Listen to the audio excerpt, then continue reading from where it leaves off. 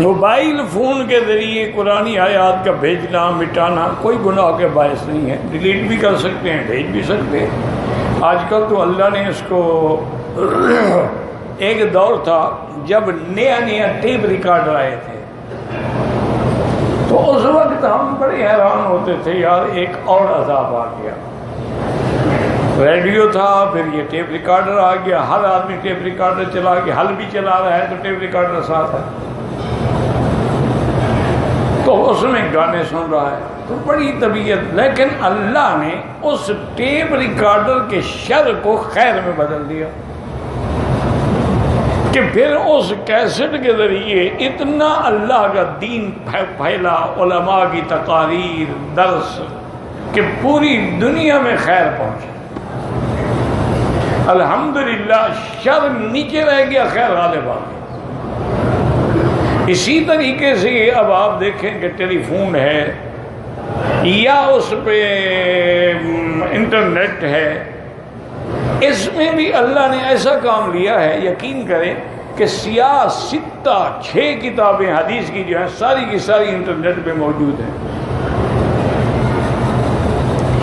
ایک کہتے ہیں مکتبہ شاملہ، انٹرنیٹ پہ کھولیں گے نا مکتبہ شاملہ تو اس میں 60,000 کتاب موجود ہے، ہر فن کی کتاب موجود ہے۔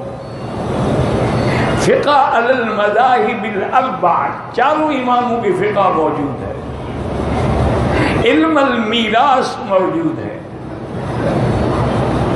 تو اللہ تبارک و تعالی اس سے بہتری کا کام بھی تو لے رہے ہیں۔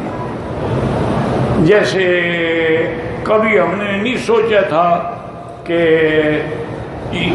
فیس بک پہ یا یوٹیوب کے ذریعے بھی درس جو ہے وہ ریکارڈ ہوں گے اور پہنچائے جائیں گے، یہ سوچا بھی نہیں تھا کبھی۔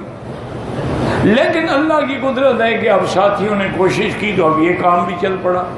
پتہ نہیں اللہ عالم کتنے لوگ دیکھتے ہوں گے، کتنے لوگ جو ہے وہ مستفید ہوتے ہوں گے۔